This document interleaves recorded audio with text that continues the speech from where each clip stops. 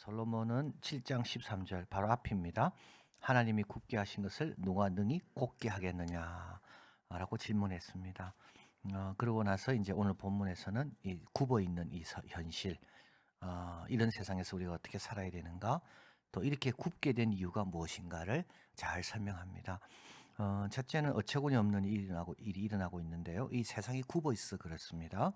15절 헛된 날에 모든 일을 본즉 자기 의로운 중에 멸망하는 의인이 있습니다. 의인인데도 멸망당합니다. 의로운 중인데도 멸망당합니다. 참 어처구니가 없습니다.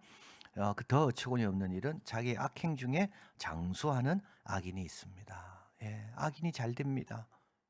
예, 악인을 사람이 부러워합니다. 참 더 어처구니 없는 일입니다. 세상이 굽어져 있기 때문에 그렇습니다. 그래서 이제 16절 지나치게 의인이 되지 말고 지나치게 지혜자도 되지 말라. 어찌하여 스스로 패망케 하겠느냐. 여기 지나치게 의인, 지나치게 지혜자, 이거 무슨 뜻이냐면 의와 지혜를 그만두라는 뜻이 아니고요. 지나치게 의인이 되려고 하면 인간은 어떻게 되나요? 위선자가 됩니다. 바리새인처럼 됩니다. 원래 인간은 의인이 아닌데 지나치게 의인이 되려고 하면 결국 가식을 하게 됩니다. 정직하지 못합니다. 그리고 지나치게 지혜자가 되고자 하잖아요. 여러분, 지나치게 지혜자는 누굴까요? 독재자입니다. 처음부터 끝까지 자기가 다 통솔하는 사람. 이 사람이 누굽니까? 이 사람이 독재자입니다. 지나치게 저런 지혜자가 되면 안 됩니다. 하나부터 열까지 내가 다 컨트롤해야 되고, 내가 다 지시해야 되고, 내 뜻대로 돼야 되고, 이게 뭡니까? 이게 지나치게 지혜자가 되는 겁니다. 인간이 이래 되면 이 사람은 어떻게 됩니까? 독재자가 됩니다. 17절 지나치게 악인이 되지 말고, 이 말은 죄에 자기 몸을 맡기지 마라. 세상이 굽어 있다 할지라도, 악인이 잘 된다 할지라도 지나치게 악인 되지 마라. 우매자도 되지 마라. 어찌하여 기한 전에 죽으려냐. 그러니까 세상이 굽어 있죠. 굽어 있기 때문에 의도 필요 없고 지혜도 필요 없고, 그러니까 마음대로 살겠다. 또 그렇게 하지 말라는 겁니다. 18절 너는 이것을 잡으며 저것을 놓지 마는 것이 좋으니. 그러니까 지나치게 의인이 되지 않는 거, 그리고 또 지나치게 악인 되지 않는 거, 악도 저지르지 않고, 또 그렇다고 지나치게 또 내가 또 극단으로 또 지혜로운 자가 되는 것도 되지 않고, 다 안 되는 게 중요한데, 그러나 하나님을 경외하는 자는 이 모든 일에서 벗어난다. 하나님 앞에 겸손해야 되는 거죠. 하나님 뜻대로 되리이다. 내 뜻대로 안 되더라도 하나님의 뜻이라면 내가 즐거이 순응하리이다. 이게 지나치게 지혜자가 되지 않는 길입니다. 나는 죄인입니다. 나 같은 자가 뭘 안다고. 이게 뭐라고요? 지나치게 의인이 되지 않는 길입니다. 그러니까 세상이 굽어 있습니다. 의인도 어려움 당할 때 있고 악인이 잘 될 때도 있습니다. 우리는 어떻게 살아야 됩니까? 이 굽어 있는 세상에서 여호와를 경외하는 겁니다. 하나님 두려워하는 겁니다. 그런 현상을 보고 따라가는 게 아니고, 그 현상을 보고 판단하는 게 아니라 보이지 않는 하나님, 보이는 것처럼. 자, 두 번째로 또 19절 지혜가 지혜자로 성읍 가운데 열유사보다 능력이 있게 하느니라. 여러분, 힘보다 나은 것은 지혜다. 그렇죠? 우크라이나가 러시아보다 지금 더 칭찬받습니다. 힘으로 따지면 러시아가 지금 세계 세 번째라 그러잖아요.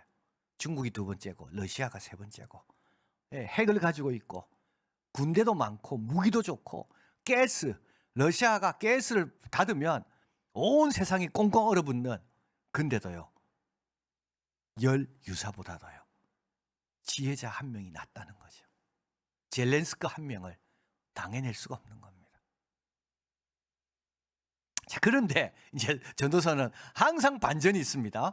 전도서는 항상 반전이 있습니다. 20절 선을 행하고 죄를 범치 않는 의인은 세상에 아주 없다.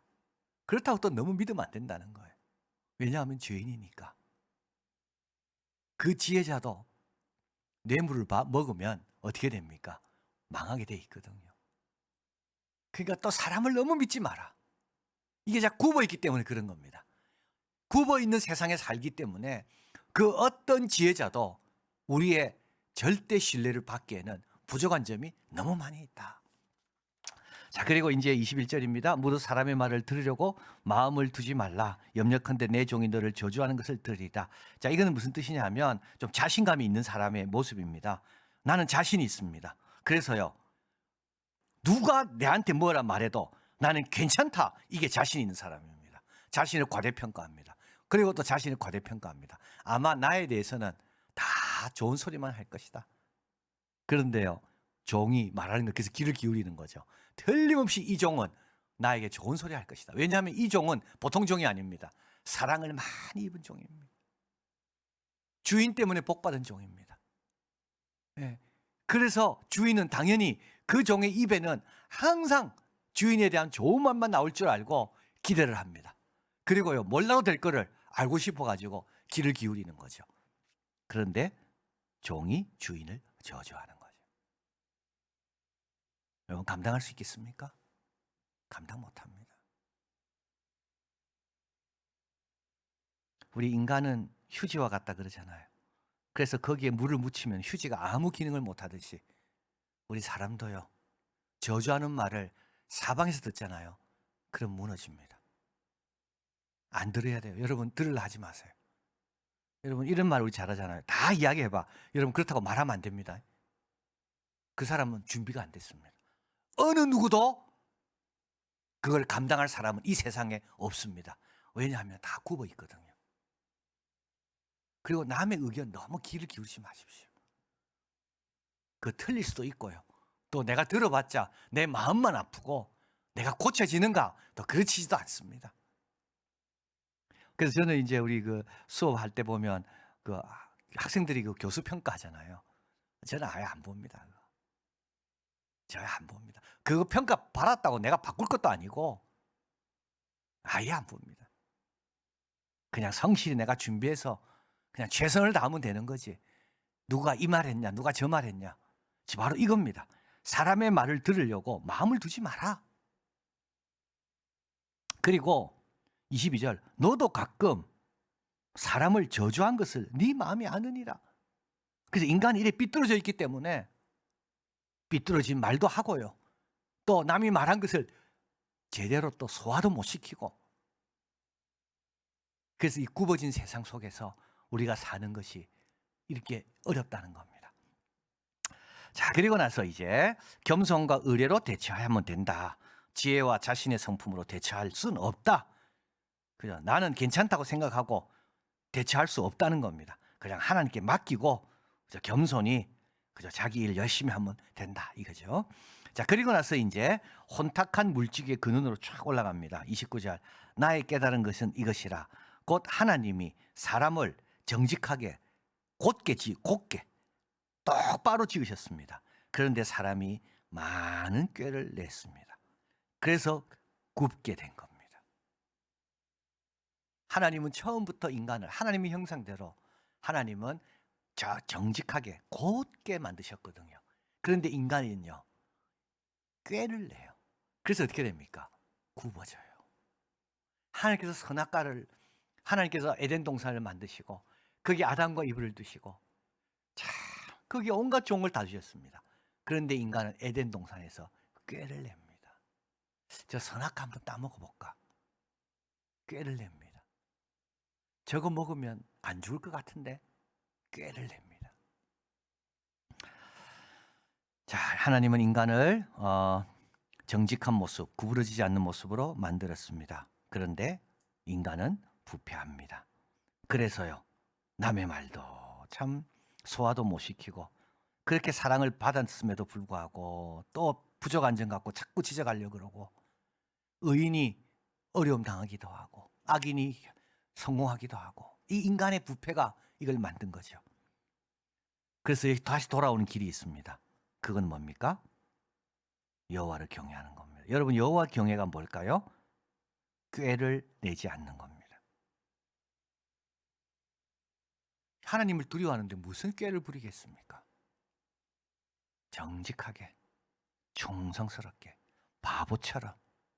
그게 뭐라고요? 그게 여호와 경외입니다. 자, 굽어 있는 세상이라 해도 계명대로 지키고 묵묵히 충성한 사람들이 있죠. 아브라함입니다. 여러분 아브라함 한번 생각해 보십시오. 꾀를 냈는 거예요. 네 사랑하는 독자 이삭을 바치려 했을 때 아브라함은 이스마엘을 데리고 가지 않습니다. 꾀를 안 냅니다. 아브라함은 사랑하는 독자 이삭 아침부터 데리고 나갑니다. 그리고 내가 지시할 곳으로 가라 그랬잖아요. 적당한 곳으로 가지 않습니다. 사흘 길을 걸어서 부엘세바 그 남쪽 끝에서 예루살렘까지 사흘 길을 걸어서 아브라함의 성공의 비결은요, 꾀를 부리지 않아서 그렇습니다. 다니엘과 세 친구들 꾀를 부리지 않습니다. 왕 신상에 절하라 그랬잖아요. 이들은 절하지 않습니다. 이럴 수 있습니다. 내가 고개는 숙이지만 마음은 아닙니다. 하나님 아시겠죠? 그러지 않습니다. 꾀를 부리지 않습니다. 한나 꾀를 부리지 않습니다. 한나는요, 아들을 주시면 평생 바치겠다 했잖아요. 진짜 아들 받았습니다. 그러니까 아들 얻을 때보다 아들 바치는 게 더 큰 일입니다. 한나 꾀 부릴 수 있습니다. 엘리 지사장 자기 아이들 못 키웠거든요. 하나님 지금 생각해 보니까 엘리에게 맡겼다가는 하나님 주신 이 아들 더 안 좋아질 것 같습니다. 내가 키우게. 그러지 않았습니다. 이들이 산 세상은요, 다 굽어 있는 세상이죠. 분인나와 한나와 그 갈등, 다니엘과 세 친구가 있던 그 바벨론의 타락한 도시, 아브라함은 완전 가나안, 그런 이방의 신의 땅, 이방의 땅. 그럼에도 불구하고 굽어진 세상에서 이들은 어떻게 살았습니까? 묵묵하게 바보처럼 산 겁니다. 여러분 신앙생활 누가 잘할까요? 꾀부리는 사람은 신앙생활 못합니다. 항상 쉽고 편하고 빠른 것만 찾거든요. 그래서 항상 하나님의 뜻보다는 자기 생각이 더 자기 생각을 믿는 사람들이죠. 그러니까 하나님의 복과 역사를 못 보는 겁니다. 자, 솔로몬은 이야기합니다. 나의 깨달은 것이 이것이다. 하나님은 사람을 정직하게 지으셨으나 사람은 많은 꾀를 낸 것이다. 좀 바보처럼 묵묵하게 하나님께 맡기면서 그냥 그 길을 쭉 가는 겁니다. 벳세메스로 가는 소가 좌로나 우로나 치우치지 않고 그냥 바로 벳세메스로 간 것처럼 우리도 그냥 묵묵하게 주의 길을 간다.